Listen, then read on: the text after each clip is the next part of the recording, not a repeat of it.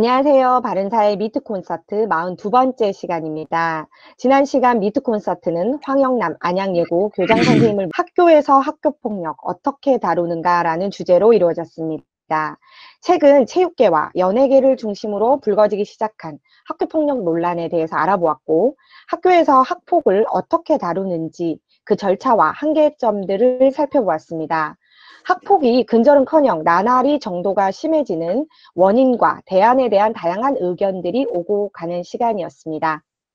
자세한 내용은 유튜브 방송 바른사의 TV를 참고하시길 바랍니다. 유튜브 시청 시에는 구독과 좋아요, 알림 설정을 꼭 부탁드립니다.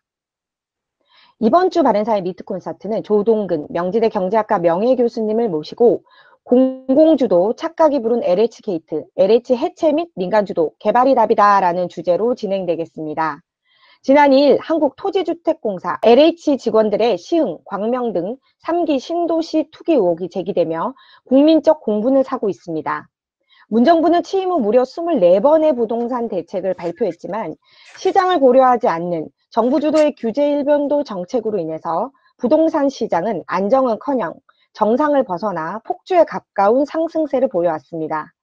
이 같은 실정이 부동산 정책을 주관하는 공직자들의 부패, 도덕적 해이와 만나면서 LH 사태를 낳았고, 이를 바라보는 국민들은 분노를 넘어 과정의 공정도, 결과의 정의도 없는 대한민국에서 희망을 잃고 점점 나락으로 떨어지고 있습니다. LH 사태, 심도 있는 논의는 조동근 명예교수님을 모시고 알아보도록 하겠습니다. 오늘 발제를 맡아주신 조동근 명지대 경제학과 명예교수님을 모시겠습니다. 교수님. 네, 안녕하세요. 네, 감사합니다. 네.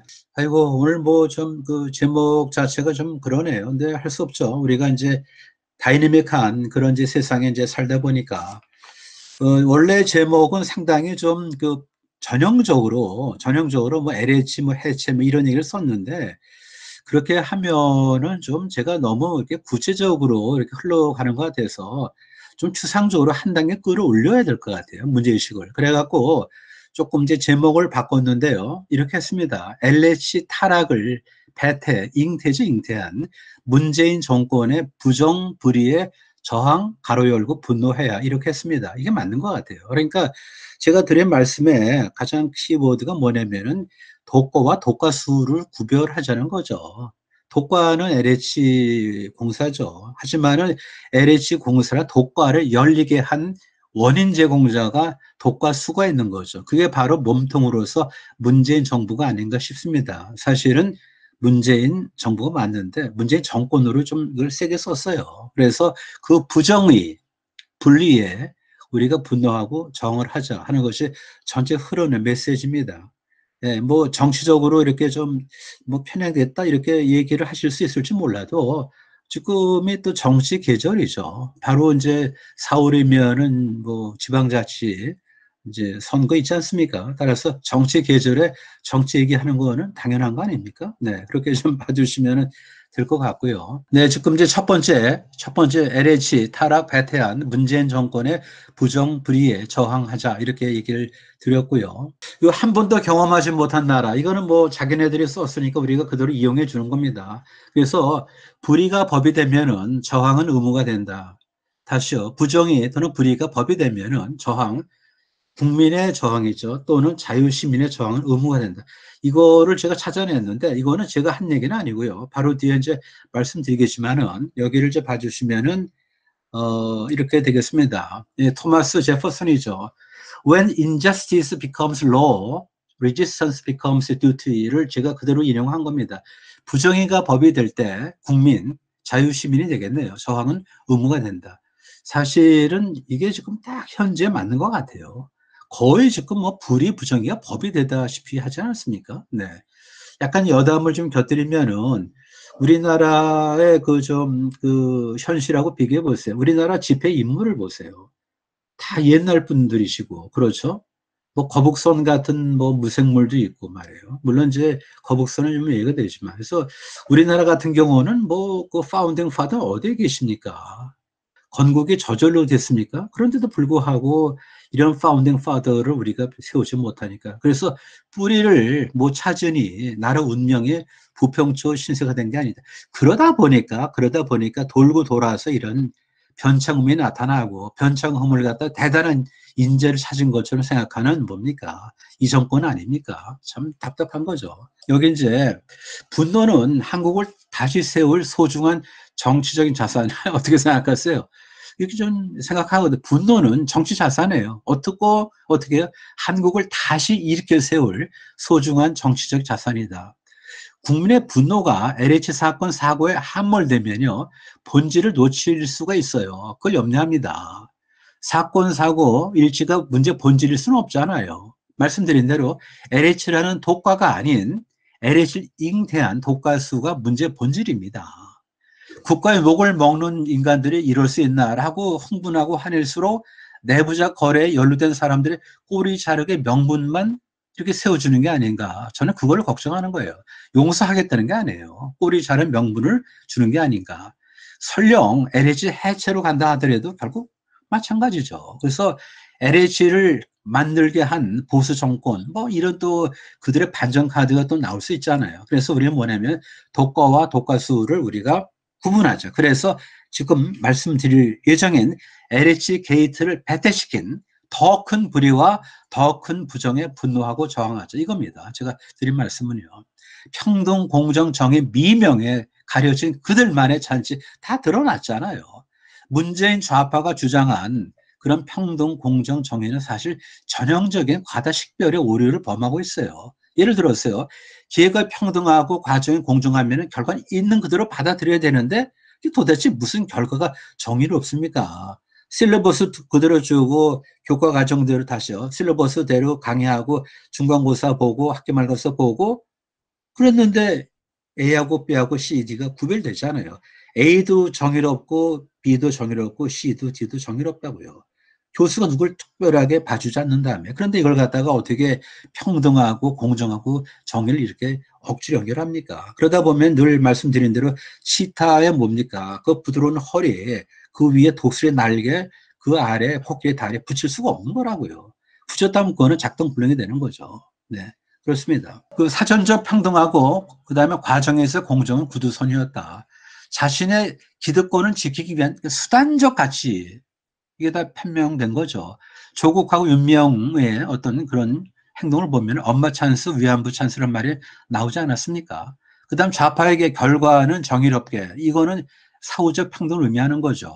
정의를 오도한 것으로 정부 개입의 발판 또는 통로를 마련한 거로 보면 되겠습니다. 정의는요, 우리는 뭐 늘 이제 이걸 많이 인용을 하는데 정의는 학자나 판사에 의해서 발견될 성질의 것으로 법을 제정할 권한을 가진 사람의 기구의 자의적인 의지에 의해서 규정되는 것이 아니죠. 이거는 제 얘기가 아니고 미제스 자유주의수자가 이걸 인용한 겁니다.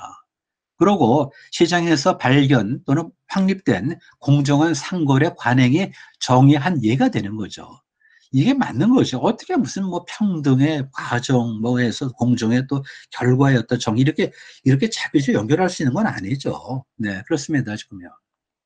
그다음에 문재인 대통령의 비상식적인 인식, 그다음에 사건 접근 이렇게 보는데 투기와의 전쟁, 부동산 부패 청산 이런 말을 했는데 한번 좀 따져보자고요. 우선 좌파 정권은 아무 때나 투기란 용어를 쓰죠. 자본주의 시장 경제에 대한 증오심을 갖다가 부추기는 일종의 언어 전술이라고 다 봐지는 겁니다. 그런데 여기서 투기와 전쟁? 이게 투기는 아니잖아요. 투기는 미래를 예측한 결과적 행동으로서의 시장 안정 또 균형을 위해서 순기능을 할 수가 있어요. 뭔가 투기는 자원 이동의 속도를 높여주는 장치로서 가격 역할의 패스트 트랙입니다. 분명히 맞죠. 경제 가능성 다 인정하는 거예요. 그런데 보면은 LH 게이트는 그게 아니잖아요. 공공기관이 비대칭 정보를 이용해서 사적 이익을 추구하는 것이 본질입니다. 그러면은 미래 예측을 통한 행동이 아닌 미공개 정보를 이용해서 내부자 거래를 한 게 맞죠. 미국은 나시지만은 자본시장에서 내부자 거래를 굉장히 엄격하게 규제하고 처단하잖아요. 그래서 엄단위를 썼습니다. 증권시장이 아닌 실물시장에서의 어떤 똑같은 이제 범죄 행위가 되는 거죠. 그래서 문재인은 범죄 행위를 투기 행위라고 지금 강변하고 있는 거예요. 이 범죄가 뭔지도 모르고 투기가 뭔지도 모르는 그런 대통령이 되는 거죠. 그러면은 거꾸로 우리가 이제 이렇게 반론할 수 있는 거죠. 싸지만 비싸질 아파트를 찾는 것을 투기라고 해왔잖아요. 쭉 비난했죠. 그럼 자신들은 뭡니까? 그러면서 내부 정보를 갖고 그린벨트를 기웃거린 거. 이것이 투기입니까? 이건 범죄죠, 범죄. 그 다음에 또 하나, 앞뒤가 안 맞는 게 문재인은 부동산 투기 적폐를 청산하겠다고 했어요. 그런데 그는 시제를 혼돈하고 있어요. 시제를 갖다가. 이 적폐는 과거인데, 문재인 어법대로라면은 자신의 통치도 적폐로 청산 대상이 되는 거죠. 지금 이 정부 들어와서 얼마나 좀 부동산 정책이 좀 잘못 타임으로 흘렀습니까? 그렇죠, 지금. 그러면은 적폐는 과거를 얘기하는 건데, 과거에 뭘 잘못했어요? 더 잘했죠, 그때는요. 자기가 못한 겁니다. 그러니까 현재의 정치 실패를 적폐로 규정한 거죠. 다시 한번요. 현재의 실패를 적폐, 과거로 규정한 거예요. 모든 것이 그의 눈에는 적폐로 보여요. 모의 눈에는 뭐가 보이듯이 모든 것이 그의 눈에는 적폐로 보입니다. 왜 그래? 좌파는 전 정권을 적폐로 몰아서 도덕적 우월감의 정당성을 자기적으로 쟁취했잖아요. 그러다 보니까 모든 것이 적폐로 보이는 거예요. 생각할 것도 없이 그냥 적폐, 적폐를 하는데 어떻게 보면은 그 정도 인식밖에 못하는 사람이 대통령이라는 게 참 시대의 참 비극입니다. 예. 그 다음에 여기 뭐 잘 알려진 그림인데 부동산 가격이 역대 정부 다 오르지 않았어요. 여기 보시면 노태우, 김영삼, 김대중, 노무현, 이명박, 박근혜, 문재인까지 올라가는데 쭉 보다시피 묘하잖아요, 보면요. 여기 노무현하고 김대중, 그 다음에 문재인 보세요. 굉장히 가파르잖아요, 보면. 그러니까 좌파 정권 때 오른 겁니다. 좌파 정권 때. 이걸 보면은 지금 이명박하고 박근혜 때는 왜 이렇게 됐죠? 시장하고 싸우지를 않았잖아요. 그러니까 부동산 가격이 어떻게 결정되는가 그 원리를 알았고, 그 다음에 노태우 때는 뭡니까? 공급을 늘려가지고 김영삼까지 온 거죠. 그러다 보면 사실은 김대중, 노무현, 문재인은 크게 뉘우치고 성찰해야 되는데 그걸 못하고 말이죠. 예를 들어서 노무현은 그렇다 칩시다. 하지만은 문제는 뭡니까? 과거에 노무현이 어떤 반면교사를 갖다 그걸 해설을 못한 거 아니에요. 그랬으니 더 죄가 큰 거죠. 자기가 몰라서 그런 게 아니고 과거를 성찰하지 못해서 마땅히 알아야 될 거를 알지 못하기 때문에 죄가 무겁다고 합니다. 여기 오른쪽은 뭐 별건 아닌데 중위 가격 올라가는데 굉장히 좀 시간이 빨리 줘. 중위 가격보다도 이제 중위 가격이 6억에서 9억 되는데 뭐 3년 걸리고 이렇게 되는 겁니다. 그래서 이건 뭐 그림을 이제 보시면 그대로 되겠고요. 네, 그렇습니다. 그 다음에 비상식적인 LH 정부 합동조사단의 구성입니다. 진짜 비상식적이죠. 여기 왼쪽 보시면은 매일경제에서 이제 따온 건데 정부 신도시 투기 의혹 합동조사 개요. 합동조사. 근데 이거 사실 이거는 조사가 아니죠. 수사를 해야 되는 건데 이걸 갖다 뭐 합동조사를 해서 이렇게 얼버무리려 한 건 맞지 않습니까? 그래서 오른쪽에 쓴 게 보면은 감사원하고 검찰이 빠진 합동조사단 이게 도대체 무슨 의미냐 그런 얘기예요. 감사원하고 검찰에 빠진 합동조사단. 우선 조사가 아닌 수사 목적 이해되는 거고요. 감사원 배제는 특정인을 염두에 둔 거죠. 그건 뭐 우리가 다 아는 겁니다. 그 다음에 검찰 배제는 6대 범죄 유형이 아니란 이유로 이거를 배제를 했어요. 이걸 보면 이 사람들이 문외화가 아닌가. 그러면은 뭐 6대 범죄를 아주 그냥 엉뚱하게 몰아놓으면은 그것만 그냥 검찰을 하게 하고 나머지는 전부 다 경찰이 하게 하면 되겠습니까? 6대 범죄 이것이 들어오지 않으니까 검찰을 뺐다는 거예요. 어떻게 보면은 유효자원을 만든 거죠. 누가 베테랑이에요? 누가 경험이 많고 누가 자료가 있고 누가 기술이 있습니까? 검찰을 다 빼고 말이죠. 추상 같은 감성을 빼고 그걸 갖다 무슨 셀프 조사를 해요 도대체? 그다음에 여기 아래 이제 화면 보시면은 이제 6대 범죄 아니라고 검찰 배제. LH 증거인멸 기회 주는꼴. 이거는 뭐 사실 누가 얘기하더라도 부정하기 어려울 거예요. 증거인멸의 기회를 주는 셈이었죠. 주는꼴도 좋고. 그렇습니다. 네. 좀 대통령 오만 방자한 어휘 선택. 아이, 참. 우리나라 대통령 맞으신가요? 여기 보면, 잠깐 보시면요. 선거 시기라 이해하지만 그 정도 하시지요. 좀스럽고 민망한 일입니다. 글쎄, 유권자인 국민에게 좀스럽고 민망한 일? 이런 얘기를 할 수 있어요? 이게 가족회의면 모르겠는데, 뭐 수석 보좌관 회의라면 또 모르겠어요. 하지만 유권자, 그렇죠. 그러니까 불특정 다수한테 한 거니까, 페이스북에서. 그러면 유권자인 국민에게 자기를 뽑아준 사람한테 좀스럽고 민망한 일이다? 아니, 이렇게 불경스러운 일이 있어요. 아니, 자기를 뽑아준 사람인데, 자기를. 배은망덕도 이런 배은망덕이 없는 거죠. 무지하거나 배은망덕. 둘 중에 하나 또는 둘 다. 제가 볼 때 둘 다 같아요. 둘 다. 무지하면서 배은망덕 하죠. 그 다음에 아래 두 번째 패러그래프인데 왼쪽 다시 보시면요. 대통령 돈으로 땅을 사서 건축하지만은 경호시설과 결합되기 때문에 대통령은 살기만 할 뿐 처분할 수도 없는 땅이지요. 그래. 그렇다면은 오른쪽 살기만 하지 처분할 수 없는 땅을 왜 형질 변경을 해요 도대체. 예? 이대로 하면 살기만 하지 처분할 수 없는 땅을 왜 농지를 갖다 형질 변경하냐고요 도대체. 참 이거 보면은 일반 공직자보다도 못한 대통령 및 주변 인물의 도덕 수준도 나타나는데 여기 이제 바로 왼쪽은 이제 연결은 안 되지만은 딸하고 사유하고 대변인 그렇잖아요 우리가요. 이게 좀 겹쳤네 좀 빼야 되는데 딸하고 사유하고 대변인 뭐 딸과 사유는 이제 뭐 입에 올리기도 싫고요. 대변인 뭐 있잖아요 보면요. 뭐 흑석동에 뭐 좀 도사라고 그러는데 그런 사람들이 다 주변에 깔렸잖아요. 가족하고 그다음에 그 주변 사람들. 공직자는 아시다시피 재직 기간에 주식을 다 신탁합니다. 민간인도 사회이사로 들어가면은 해당 주식 보유를 일일이 보고를 하게 돼 있어요. 그러니까 어디 보면은 일반적인 어떤 공직자보다도 못한 그런 도덕 수준이에요. 이런 사람들이 도대체 어떡하지 참 나라를 갖다가 좌지우지했으니. 그 다음에 제가 이제 공격하는 이제 변창흠 너 잘 만났다 도대체 말이죠. 이 좌파의 공공주도 개발의 오류를 제가 좀 낱낱이 좀 까서 이렇게 할게요. 많지는 않지만은 이걸 많이 줄여서 그렇죠. 뭐 길게 쓰면 한없이 할 수 있는 거죠. 자본주의 현실하고 사회주의 이상을 갖다 비교를 해. 항상 좌파들의 악질해 보면 세모하고 네모를 비교하면 됩니까? 화장한 얼굴과 화장 안 한 얼굴 비교하면 되겠어요. 세모는 세모대로 네모들 비교를 해야 되는 건데 자본주의 현실하고 사회주의 이상을 갖다 항상 비교해요. 그러다 보니까 이상하고 현실은 다르잖아요. 이상이 더 높죠. 그러다 보니까 큰 정부론 나오는 거죠. 큰 정부론, 그러니까 시장은 타락해. 그러니까 큰 정부론이죠. 그러니까 공공기관을 갖다 특권 계층으로 만들어주는 거죠. 그러다 보니 변창흠은 LH 시행사가 되고 민간 건설업체는 전부 다 단순 시공만 담당하게 하는 것이 그의 구상이었다고요, 보면. 다 아시는 거 아니에요. 제가 볼 때 이 전 변창흠은 이렇게 생각할 줄 몰라요. 공공부문의 종사자가 더 도덕적이고 더 생산적이다라고 생각할 줄 몰라요. 그래서 제가 역설적으로 의문을 붙인 거죠. 그런가?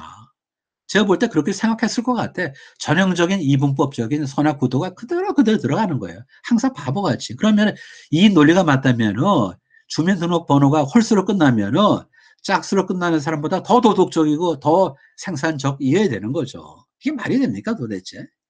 주민등록번호가 짝수로 끝난 여성보다 홀수로 끝난 여성이 더 아름답고 미모가 있어야 되는 거 아니에요? 이게 말이 됩니까 도대체? 공공부문의 종사자가 더 도덕적이다, 더 생산적이다? 택도 없는 얘기죠. 그래서 쓴 겁니다. 그렇다면 홀수 주민번호 소지자가 더 도덕적이고 생산적이어야 되지 않냐? 이게 말이 됩니까 도대체? 그 다음에 김수현 아시죠 보면요. 공공주택에 거주하는 국민이 많아야 정권 유지에 유리하다. 모든 국민을 갖다 전부 다 뭡니까? 공공주택에 갖다 집어넣고 말이죠. 사회주의를 만들려고 좀 환정을 한 친구들 말이죠. 그게 안 되고 민간에서 할 만한 건 뭡니까 지금. 이런 식으로 변처럼 나와서 LH가 시행사가 되고 나머지는 전부 다 뭐죠? 단순 시공만 하고 그냥 뭐 공공주도 개발을 하겠다는 거 아닙니까? 그러다 보니까 LH가 지금 간이 배 바깥으로 나온 거죠.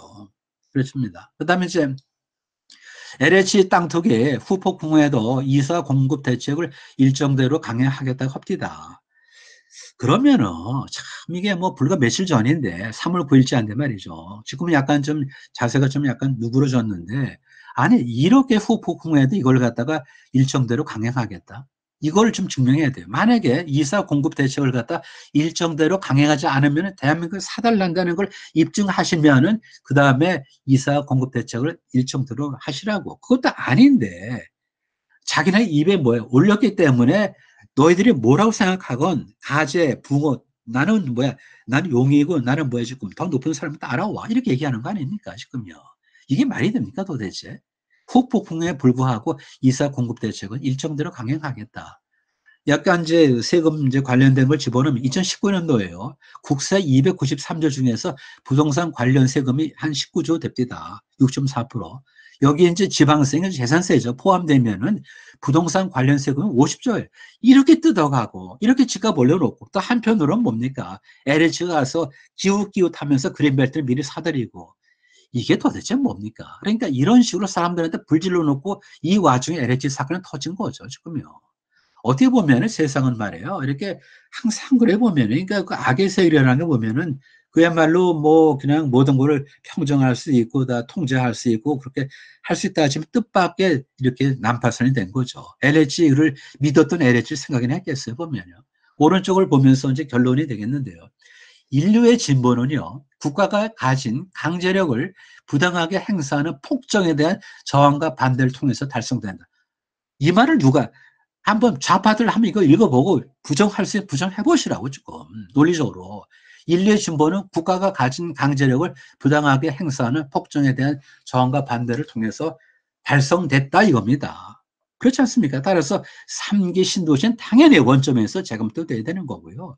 그린벨트는 더 이상 해제하지 말아야 돼 보면요. 그러니까 어떤 면에서 그린벨트 가진 사람 손해가 많죠. 그러면 그걸 국가에서 보상을 좀 해야 되겠죠. 임대료는 갖다 뭐 받을 땅인데 그래 못했으니까. 하지만은 도시에 있는 어떤 그런 토지를 갖다가 좀 집약적으로 이용해서 밀도를 좀 높이더라도 이렇게 그린벨트를 갖다 수석거리고 해제하면서 그렇게 투기꾼이 들어가서 이렇게 무슨 휘젓지 못하게 해야 될 거 아닙니까?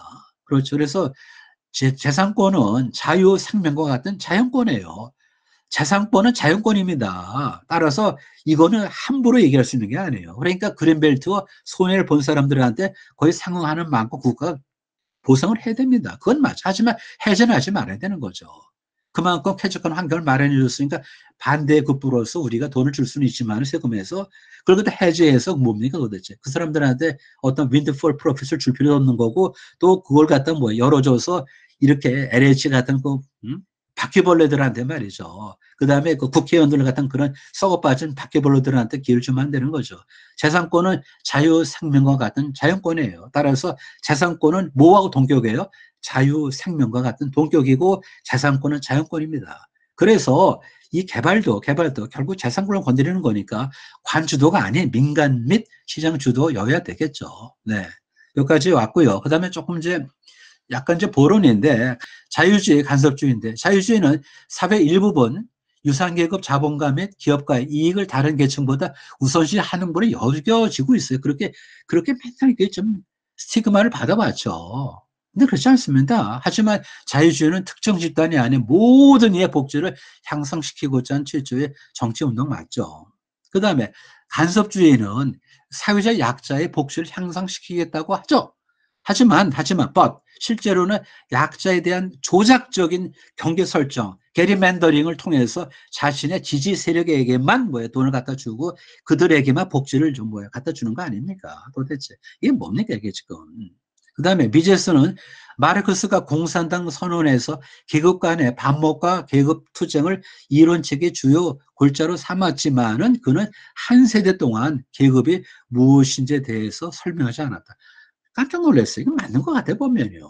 표방만 했지 도대체 계급이 뭔가도 얘기를 안 했다고요, 마르크스가. 전 마르크스는 공부를 안 했지만 금방 공감이 돼요. 이용만 했지.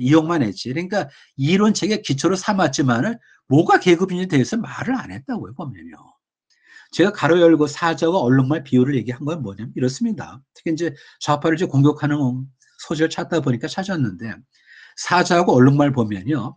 사자는 포식이고 얼룩말은 피식자가 되는 거죠.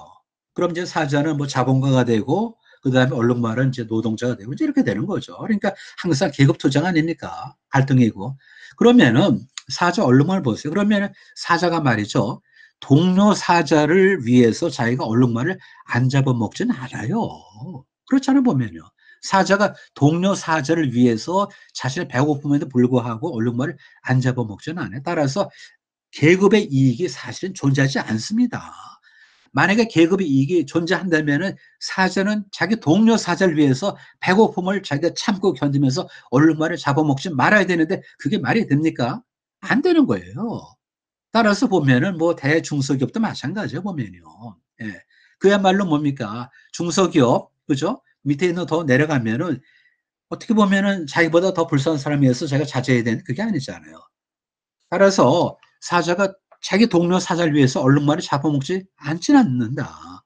그렇기 때문에 계급이라는 거는 사실은 뭐죠? 추상이지 보면은 개인 대 개인, 그렇죠? 개체 대 개체의 경쟁만이 있을 뿐이다. 이렇게 생각합니다. 자연법리의 계몽주의에 영향을 받은 고전적 자유주의자들은 모든 인간은 신 앞에 평등함으로 모든 이에게 같은 양의 정치적, 시민적 권리를 주어야 한다고 생각하는 거죠. 동일한 재능과 동일한 능력과 재능을 가진 평등한 인간으로서 이걸 이해해서는 안 되는 거죠. 그렇죠. 위에서 얘기하는 건 좀 다른 겁니다. 그러니까 그 신 앞에 평등하기 때문에 동일한 양의 정치적, 심리적 권리를 주어야 한다. 이걸 얘기한 거지. 동일한 능력과 재능이란 건 아니잖아요. 따라서 사후적, 물리적 평등이 아닌 사전적 기회의 평등이 맞는 개념이고요. 맞죠? 그리고 인간은 평등하지만, 맞죠? 인생이 평등한 건 아니잖아요. 예, 그러니까 이 사회주의는 인생을 평등하게 만들려고 그러니까 사달라는 거죠. 간섭주의자들은 인생이 평등하다고 이거를 사주하는 거죠. 말이 안 됩니다. 경제적 자유는 정치적 자유를 위한 필요 조건이에요. 고용주가 국가라면은요, 즉 자신의 생계를 국가에 의존한다면 자신의 정치적 신념을 자유롭게 드러낼 수 없을 거 아닙니까? 국가 이외에 그들로 하여금 생계를 유지할 수 있게끔 해준 민간 시장 경제 조직, 즉 기업이 있었기 때문에 정치적으로 독립할 수 있는 거죠. 아까 김선 얘기한 대로 보세요, 보면요. 전부 다 임대주택에 산다면 국가 예속될 거 아닙니까, 도대체. 그러니까 임대 아파트를 잘 줘서 거기에 사람을 집어넣으면 정권 유지에 좋다. 이런 얘기를 한다는 게 말이 됩니까, 도대체 이게. 예? 사유주의자들은 사유재산을 갖다 부정함으로써 개인이 경제적으로 자유 영역을 갖다 갖지 못하도록 적인 특권을 특정인에게 허락하지 않는 자유주의 사회에서 성공할 수 있는 것은 유일한 뭡니까? 길이 하나 있죠. 다른 사람을 갖다 만족시키는 거예요. 착취하는 게 아니고 다른 사람을 갖다 만족시키기 때문에 돈을 버는 거죠. 따라서 부익부, 빈익빈은 착취를 통해서 되는 게 아닙니다. 남이 가려운 데를 긁어주고 거기를 채워줌으로 해서 부자가 되기 때문에 그래서 사회가 발전하는 거죠. 그러려면은 다른 사람이 뭐를 필요로 하는가? 필요를 읽는 눈이 있어야 되지 않겠어요? 그래서 경쟁자들보다 더 앞서서 상대방이 뭐를 필요로 할까? 이걸 읽기 위해서 노력하다 보니까 뭔가 결과적으로 뭐죠? 윈윈이 되는 거죠. 그렇습니다. 네. 미제스의 어록을 얘기하면서 네, 끝내겠는데 겸손은 자유신봉자의 미덕이고요. 그렇죠. 겸손은 자유신봉자의 미덕이고 오만은 가부장적 온정주의자의 악덕입니다. 네, 그렇지 않습니까? 오만은 자기가 무슨 뭐 똑똑하다 생각하니까 형식은 말이죠. 그 다음에 자유주의와 전체주의의 투쟁에서 궁극적인 결말은 무기가 아닌 사상에 의해서 결정될 것이며 또한 무기가 아닌 사상만이 궁극적으로 저울이 기우는 방향을 결정할 거다. 그러니까 이번에 잘 된 겁니다. 보면 이번에 LH 사건을 갖다 이거를 방해서로 그다음 지렛대로 해서 이 독과수를 갖다 우리가 공격하는 어떤 뭐예요? 계기로 삼아야 되는 거죠. 무기가 아닌 사상만이 궁극적으로 저울이 기우는 방향을 결정할 거다. 이겁니다. 자유민주주의와 시장경제를 지키려는 노력이 치열한 곳에서만 궁극적으로 삶의 질이 개선될 것이다. 이거는 제 얘기가 아니고 바른사회 창립 취지문의 요지입니다. 네. 경청해 주셔서 감사합니다. 마치겠습니다. 네. 선생님 너무 감사드립니다. 너무 재밌게 설명 잘 해주셔서 시간 가는지 모르고 예, 열심히 잘 들었습니다. 독가라는 LH 사태를 잉태한 독가수인 문정권이 저지르고 있는 자유에 반하는 많은 점들을 조목조목 지적을 해주셨습니다. 그래서 많은 분들이 들으시면서 진짜 많은 생각들을 하셨을 것 같습니다. 그래서 지금부터는 자유롭게 토론하는 시간을 갖도록 하겠습니다. 우선 그 채팅창으로 신백훈 선생님하고 양동훈 선생님 예, 의견 주셨습니다. 네, 신동춘 선생님 말씀 주십시오.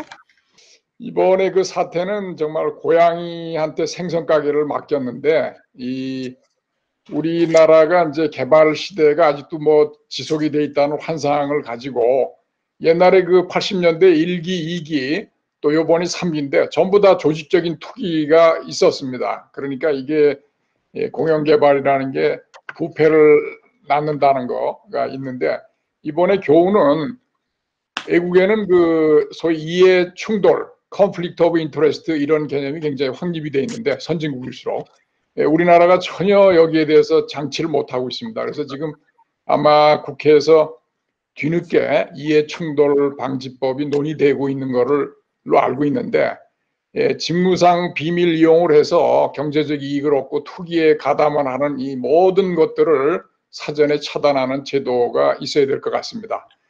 어쨌든 이 좌파 정부는 부동산 값을 올려서 부자들한테는 종부세로 세금 폭탄을 내리고 서민들한테는 아예 주택의 꿈을 멀어지게 하고 젊은이들은 평생 좌절 속에서 살아가는 그런 모두에게 해독을 가져오는 결과를 가져왔다 보고, 끝으로 이 서구의 민주주의는 이 권력을 제한하는 모든 그 장치를 하면서 발전되어 왔다고 볼 수가 있습니다. 그 상권 분립이나 법치주의나 이 모든 것이. 그런데 우리나라에서 정의를 위해서 권력을 잡고 그 권력을 더 강화해야 되겠다 하는 이 좌파들의 참 독소적인 생각 때문에 나라가 망치고 있는데, 우리는 권력을 절대로 믿어서는 안 됩니다.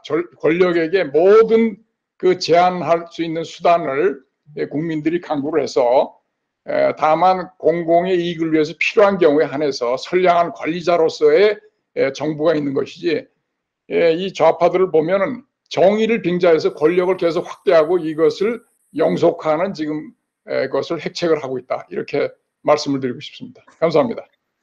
네, 선생님 너무 감사드립니다. 그 문제에 대해서 너무 축약을 잘 해주셔가지고 지정 토론과 매한 가지로 정말 의미 있는 얘기들 많이 해주셨습니다. 정말 감사드립니다. 네, 그리고 또 다른 의견이나 질문 있으신 분들은 말씀 주시면 되겠습니다. 조동근 교수님, 이 독과와 독과수를 구분을 하셨어요. 네. 그래가지고선 지금 LH에서 투자한 거는 독과 정도인데, 독과와 더불어 이제 독과수도 다 같이 적발을 해가지고 그거를 어떻게 벌을 준다든지 그런 거를 조치를 해야겠다, 이런 얘기죠. 그럼 그거를 그거에 대해서 우리가 다 심정적으로 동의하는데 그걸 어떻게 할 것이냐. 지금 제도로 봐가지고는 과거에는 그 검찰에 부동산을 수사하는 그런 전문가들이 있어가지고 그 사람들의 의존을 해가지고 했는데, 지금은 그것도 불가능한 이런 상황이 됐다 이거죠. 근데 그거를 어떤 이 수학적인 공식으로 우선 이제 첫 번째 걸러낼 수가 없겠느냐. 그러니까 현재의 이 토지 가격하고 과거의 토지 가격, 그거를 3년 전의 과거, 5년 전의 과거, 10년 전의 과거, 그런 것을 간단히 계산할 수가 있으니까 그거를 해가지고 이 전국 평균에 비해서 한 2배가 올랐다든지 50%가 올랐다든지 그럼 5배가 올랐다든지 이러한 거를 평균을 잡아가지고선 그것에 대해서 이제 이렇게 하면은 당신은 무슨 중요한 정보가 있어서 여기에서 이런 토지 투자를 한 것이 아니냐. 그래도 그걸 설명을 하게 해가지고 그거를 못 한다면은 이 세금을 매기는 그런 방식으로 객관화해야, 그래야지 현재 LH 이 독과에 대해서만 지금 이제 여론이 쏠리고 있는데, 독과보다 더 중요한 대상자들이 독과수기 때문에 그 독과수로 신문에서 얘기하는 걸 보면은 국회의원이라든지 그다음에 지방의회 의원이라든지 그런 사람들을 얘기를 하던데, 그다음에 그런 토지 개발에 대해서 중요한 의사결정을 하는 고위직 행정공무원, 이런 독과수에 대해서도 그런 거를 수사할 수 있는 대상으로 만들 수 있지 않겠느냐. 그리고 그거의 방법은 그게 공식을 경험이 없는 사람은 잘 모르겠으니까 그런 공식을 마련하는 데는 과거에 검찰에서 투기를 수사한 이런 분들의 의견을 들어가지고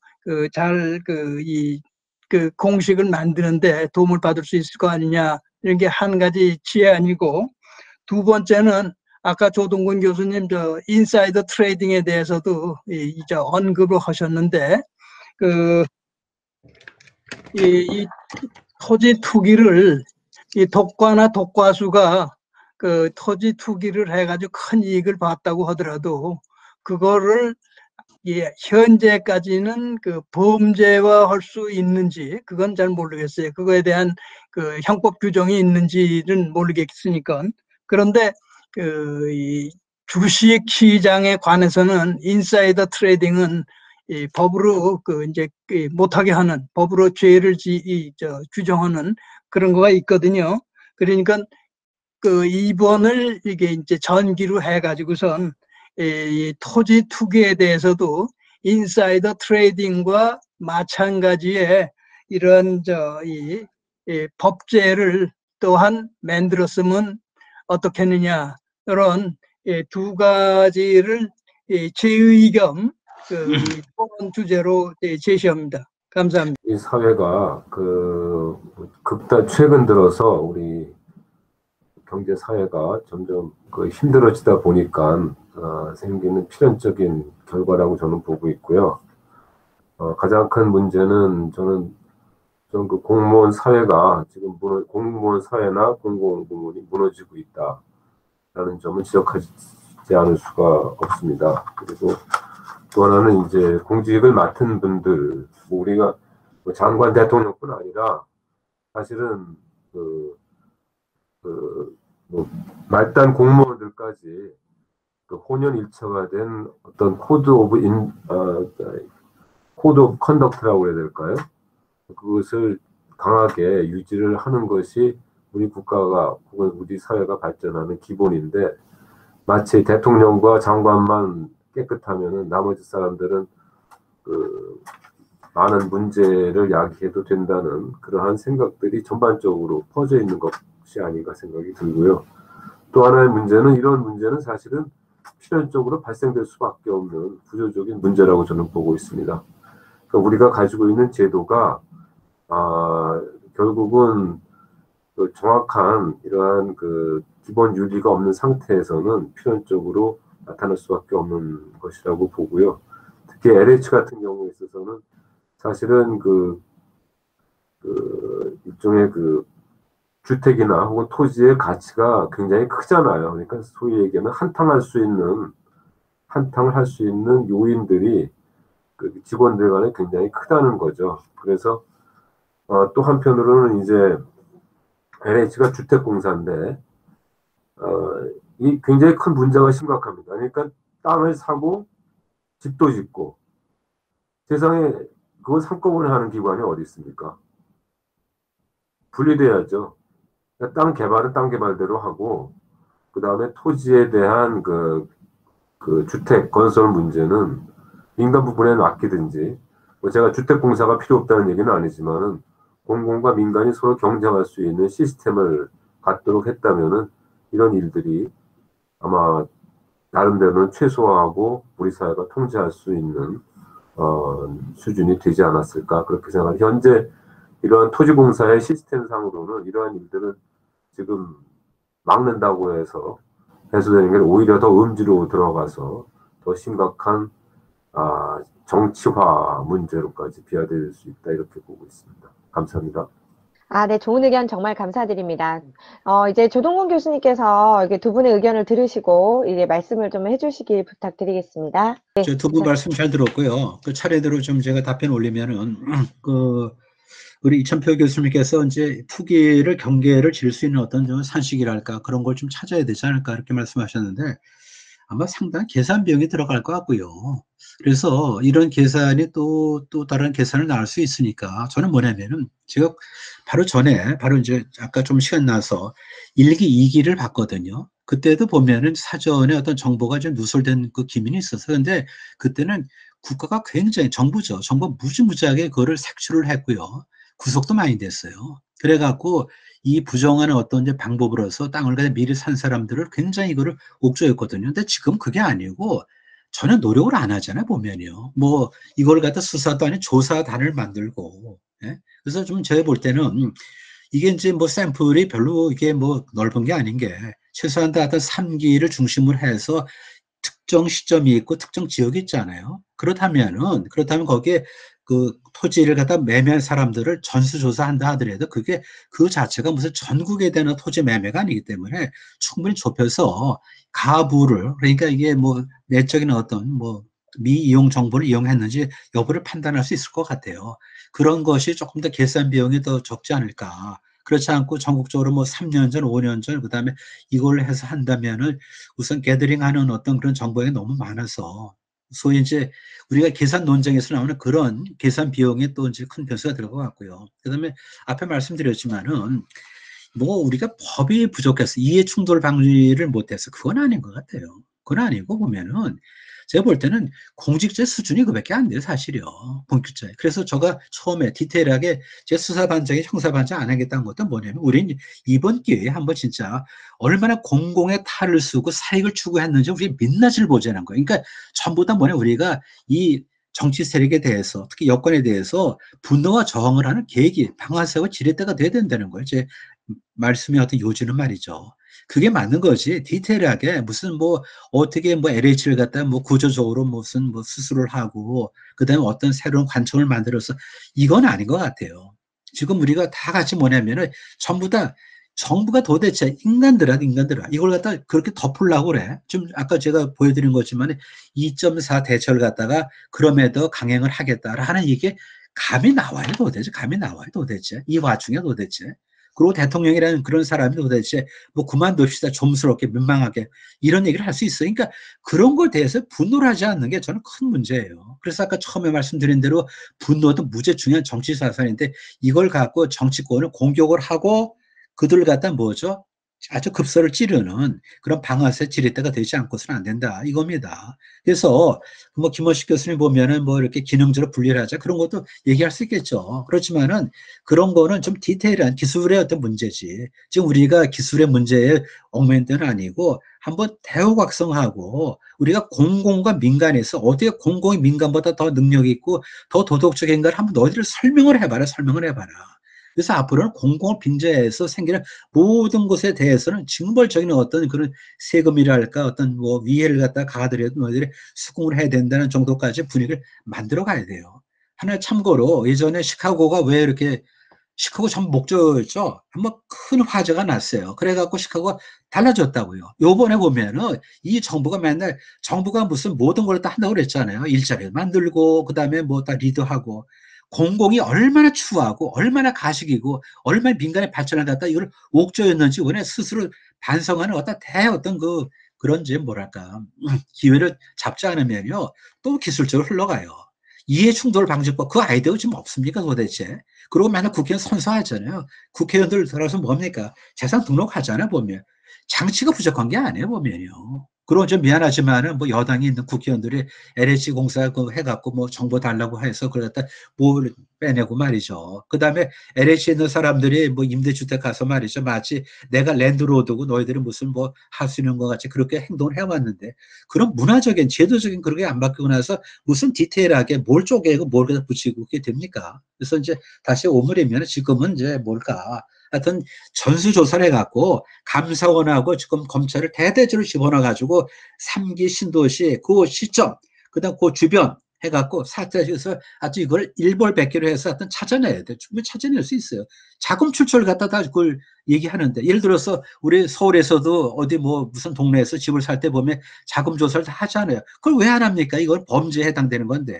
그렇게 해서 차제에 하여튼 부정 뭐 부패 이렇게 보다도 최소한도 비대칭적인 미이용 업무를 통해서 알게 된 걸 가지고 뭐를 했을 때 이거는 그야말로 진짜 패가망신이 돼야 되고 이거는 증권에서 금지하듯이 실물 자산일 뿐이지 똑같은 미이용 정보 아니에요. 그렇게 하는 것이 제가 볼 때는 더 좋은 수습 방안이 아닐까 생각이 듭니다. 네. 일단 뭐 이 정도 하고요. 네. 네, 감사합니다. 네. 네, 혹시 다른 또 질문이나 의견 있으신 분들, 네, 김병준 선생님 말씀 주세요. 아, 그리고 네. 잠시만요. 김병준 선생님 말씀하고, 예, 드리겠습니다. 이거는 조금 다른 종류의 의견인데요. 그러니까 지금 이건 정말로 형법적인 문제 같습니다. 이건. 근데 이런 정부에 국민이 세금을 바로 내야 되겠습니까? 그러니까 아까 그 분노를 좀 표시하자. 이게 실질적인 수단으로 사실 이번에 이제 공시지가 인상, 그 뭐 현실화에 따라서 또 임대차 3법. 그래서 사실 이제 그 조동근 교수님이 서두에 말씀을 하셨지만 좌파 정권 들어와서 계속 부동산 값이 천정부지로 올랐다 이 말이죠. 그리고 그 오른 거에 대해서 고스란히 이제 공시지가 반영되어 갖고 보유세, 그다음에 그 일단 이제 중산층 이상, 아까 뭐 잘 사는 분들만 세금 부담이 있다고 했는데 그게 아니라 지금은 다 융자를 끼워서 집을 산 분도 있으니까 그런 세금 부담이 엄청나게 커졌다 이 말이죠. 그럼 우리가 그냥 앉아서 분노만 표시할 게 아니라 전 국민 세금 저항 운동까지 이거를 해야 될 들어갈 필요성까지는 없다고 보시는지 한번 그걸 질문 드리고 싶습니다. 네, 감사합니다. 김용룡 선생님 말씀 주시면 되겠습니다. 네, 간단하게 말씀드릴게요. 그 이번 사건의 그 핵심이 결국 내부자 거래인데, 이 아까 이 증권 관련의 내부자 거래는 좀 부당하다 이렇게 이제 말씀 많이 하시고, 물론 당연히 지금도 이 LH 사건도 부당한 건데요. 요 차이는 뭐냐면은 그 공무원들은 그 신의 성실 의무가 있거든요. 그래서 이제 비난받는 이유는, LH의 그 사건이 비난받는 이유는 이게 이제 공공 개발을 뭐 어떻게 3기 신도시 개발을 어떻게 할지는 아직 확정된 바는 없지만, 공공 개발을 하게 되면은 그 공공 매입을 해가지고 토지 보상을 해줘야 되잖아요. 그럴 때 말하자면 납세자의 부담이 올라간다는 거죠. 그렇기 때문에 비난을 받는 거고, 그러니까 그런 내부자 정보를 이용해서 어떤 이득을 취하는 것은 이제 범죄로 처벌을 받게 되는 거죠. 근데 증권시장은 사실은 우리나라는 저는 잘못됐다고 생각해요. 그러니까 지금 뭐 코로나 백신을 많이 개발하고 있는데, 코로나 사태가 와가지고 백신을 개발하는 연구원이 이 백신은 성공할 것 같다. 그래서 내가 이 제약회사의 주식을 팔라고 했는데 팔지 않고 뭐 보유를 한다랄지, 또는 더 산달지. 이런 경우는 사실은 어느 누구에게 피해 준 게 없거든요. 아까 LH 사건은 분명히 납세자한테 부담을 줬고, 그렇기 때문에 비난받는 거고, 잘못된 거고. 증권시장의 경우에는 그런 경우, 방금 제가 예로 든 경우는 그 누구에게 피해를 준 것이 아니거든요. 그러니까 지금도 우리나라는 그렇습니다. 자기가 다니는 회사의 주식을, 예를 들어 삼성전자다 그러면은 삼성전자 주식을 사면 6개월 동안 못 팔게 돼 있어요. 근데 그것은 저는 좀 잘못된 것이 아닌가. 그런데 이런 내부자 거래는 언제나 있어요. 언제나 있고, 뭐 이 정권에만 있는 건 아닌데, 아까 이제 말씀하신 대로. 문제는 왜 이런 문제가 생기느냐. 심하게 공공을 대단히 강조하고, 공공을 강조하다 보면은 사유를 제한하게 되죠. 사유를 제한하게 되면 자유가 제약되고 정의감이 떨어지게 된다는 얘기입니다. 그래서 결과적으로 이 정권이 계속 도덕적으로 추락하고 있거든요. 그래서 이런 사건들이 우연히 터진 게 아니고 도덕적 추락에서 나타난 여러 가지 건 중에서 이제 나타나고 있는 것이 아닌가. 그래서 거의 막바지로 가고 있다. 저는 그렇게 생각합니다. 세금도 마찬가지예요. 옛날에 뭐 잘 아시겠지만 영국의 그 둠스데이 북이라는 게 있었잖아요. 완전히 그냥 토지에 대한 낱낱이 파악을 해가지고 꼼짝 못하게 하는, 지금 우리나라에 지금 이 뭐 처산세니 하는 것이 다 그런 것이거든요. 그래서 결말은 누가 둠스데이에 누가 심판을 하겠지만은 누가 심판을 받을지는 각자 생각하실 수 있겠지만 저는 뭐 방향은 섰다고 생각합니다. 이상입니다. 네, 좋은 말씀 정말 감사드립니다. 지금 시간이 9시 54분이고요. 조동근 교수님께서 두 분의 의견 들으시고 마무리 멘트를 좀 해주시기 부탁드립니다. 그리고 채팅창으로 아까 양동훈 선생님께서 그 LH를 대신해서 주거복지청 만들어 주었으면 좋겠다라는 의견 주셨고요. 그 다음에 김원식 선생님께서 시장 경제에서 사회주의는 반드시 부패할 수밖에 없다라는 의견 또 주셨습니다. 채팅창 한번 보시고요. 예, 마무리 멘트 부탁드리겠습니다, 교수님. 네, 우리 그 김병준 교수님 그 얘기하신 것도 지금 이게 일부러 우리가 이렇게 뭐 군불대는 건 아니고요. 좀 뭔가 좀 이게 굉장히 뭐랄까, 이렇게 건조한데, 날씨가. 누가 이렇게 성냥을 갖다 잘못 관리해서 불이 확 붙듯이 조세저항이 좀 생길지 몰라요. 그 이유는 뭐냐면은 때가 안 좋은데, 때가 안 좋고, 그러니까 때가 안 좋다는 경기가 안 좋은데 세금만 오르고 또 여기에 보니까 LH가 이런 짓을 했어. 그럼 내가 도대체 세금 내는 기계인가? 이런 얘기 나올 거예요. 보면 그래서 이게 이제 조직화되기는 어렵겠지만은 점차적으로 이제 국가에서 세금을 걷어가는 것이 만만치 않다라는 걸 스스로 느끼게 될 정도까지 분위기는 악화될 겁니다. 그때까지 좀 기다리셔야 되고 또 마침 이게 선거철이니까 이런 얘기를 활발하게 해도 충분히 될 것 같아요. 그 다음에 아시겠지만은 뭐 재산세도 0.05%를 갖다 이거를 이제 공시 반영하는 율을 갖다 낮춰갖고 95%한테 혜택을 주고 5%는 안 주겠다 그런 얘기 있었거든요. 그것도 보면 항상 편가르기. 그러니까 이 정부는 선악구도 편가르기. 이렇게 해서 결국 다 모든 걸 망치고 그 다음에 더 사람들한테 부담을 더 주기 때문에 그런 것들이 이제 임계에 왔다 이렇게 생각이 들고 그 다음에 이제 주거복지청 같은 것도 그건 뭐 맞는 거예요. 그렇지만은 지금은 그 실무적인 어떤 이제 데이터, 다시 실무적인 어떤 조직에 대한 어떤 설계 이런 거라기보다도 국가 근본, 국가 역할이 뭐냐, 민간과 정부가 어떻게 역할을 분담해야 될까에 대해서 먼저 좀 국가적인 좀 논의가 있어야 될 것 같은 생각이 들어요. 그 다음에 이제 실무적으로 들어간다면은 LH는 당연히 띄워야 되는 거죠.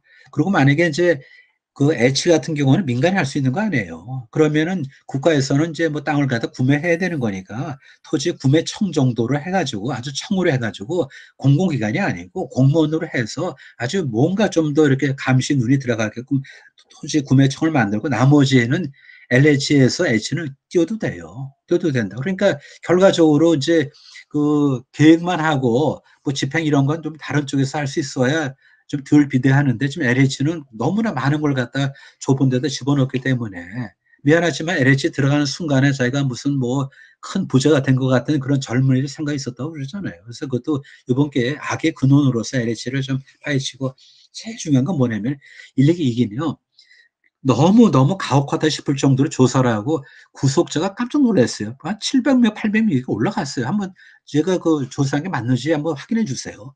1기 2기 때 그렇게 올라갔어요. 지금은 아무도 없잖아요, 보면요. 결국 찾아낸 게 10명 찾아낸 거 10명 말이죠. 그렇지 않아요, 보면. 그러니까 지금도 검찰하고 그다음에 감사원이 이걸 해서 낱낱이 뒤져야 돼요. 3기. 3기, 그러니까 시기적으로 3기, 그 다음에 지역적으로 이제 주변에서 이거를 전수조사해서 얼마든지 우리가 비대칭 정보를 이용해서 사익을 추구한 쪽은 그거는 아주 그냥 명단도 공개하고 특히 관료인 경우에는 그 다음에 지금 차명거래 같은 것도요 그거 숨기는 거예요. 차명거래가 가능하다고 생각하세요? 그 참 저는 진짜 요것만 얘기할게요. 만약에 이렇게 뭐 소위 이제 강남에서 이제 무슨 동네에서 뭐 이제 누가 뭘 했는데 차명 같다고요? 그럼 들어가서 하나하나 물어보는 거예요. 어디서 돈이 났냐? 그럼 그걸 어떻게 그걸 거짓말 하겠어요?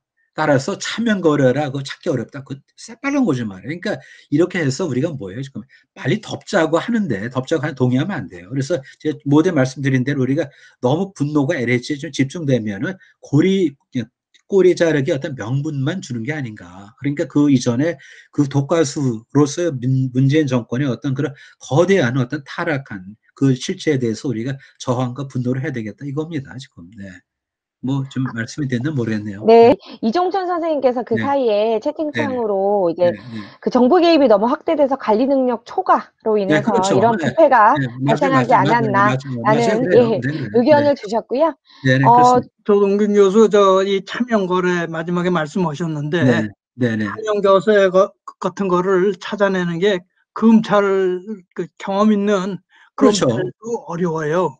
그러니까 그거보다는 어떤 누구든지 반박할 수 없는 객관적인 그 방식으로 해야 되는데 그것이 지금 가격 산정이 어렵다, 계산이 시간 걸릴 거다 이런 염려를 하셨는데 지금 이 재산세 내잖아요. 예. 재산세에 대한 이 데이터가 전부 다 국세청에 있고 그다음에 농지에 대한 또 데이터도 전부 다 국세청 그 관련 부처에 있고 그걸 갖고 해가지고선 그런 거를 따져봐야지 그 차명거래도 추적을 할 수가 있는 거예요. 그리고 그다음에 굉장히 이익이 많이 남았다 그러면은 그것을 이익이 많이 나올 수 있는 거, 애브노멀하게 이익이 많이 나오면은 그것에 대해서 그 한 사람한테 설명을 하도록 하면 되는 거죠. 그래가지고 거기서 차명 거래를 찾아낼 수 있는 거고, 그다음에 뭐 이 많은 우리나라에 토지가 많고 그거 하지만은 그거 지금 알고 있는 자료를 그 컴퓨터로 써가지고 더하기 빼기 곱하기 나누기 하는 건데 그건 뭐 시간이 걸리겠어요. 그 하도 그 시간 안 걸립니다. 그러니까 그렇지 않으면은 차명 거래 찾아내지 못하고, 그다음에 독과는 찾아낼지 모르지만 LH의 피라미드는 깨끗이 찾아낼지 모르지만은 국회의원들, 정부 그 고위 부처의 고위 공무원들, 이런 국가 수에 가까운 사람들, 이 사람들은 찾아내지 못합니다. 이게 제 생각입니다. 알겠습니다. 네, 알겠습니다. 네. 채팅창으로 이종천 선생님께서 투기를 한 개인들한테 이렇게 비난이 집중되는데 정부 책임을 묻는 게 집중해야 되지 않을까라는 또 의견도 주셨습니다. 그 사이에. 예, 그러면 오늘은 저희가 시간이 다 된 관계로 이렇게 맞춰야 될 것 같습니다. 오늘도 지금 다양한 의견 많이 주셨었고요. 오늘 또 발제를 맡아주신 조동근 선생님, 그 다음에 의견과 질문해주신 많은 선생님들 정말 감사드립니다. 다음 주 강연 안내 말씀 잠깐 드리고 마치도록 하겠습니다. 다음 주 미트 콘서트는 이승길 아주대 법학전문대학원 교수님을 모시고 청년 실업의 원인과 개선 방안이라는 주제로 찾아뵙겠습니다. 요즘 워낙 사안이 막 굵직굵직한 사안들이 여기저기서 많이 터지다 보니까 저희가 산재된 문제들이 굉장히 많은데 전혀 언급이 안 되고 있는데 그 중에 하나도 이 청년 실업 문제인 것 같습니다. 그러니까 지난달 청년 실업률이 10.1%로 작년보다 1.1% 상승했습니다. 우리 경제가 저성장 국면인 상황에서 코로나19까지 터지면서 신규 채용 시장의 문이 더욱 좁아지고 있습니다.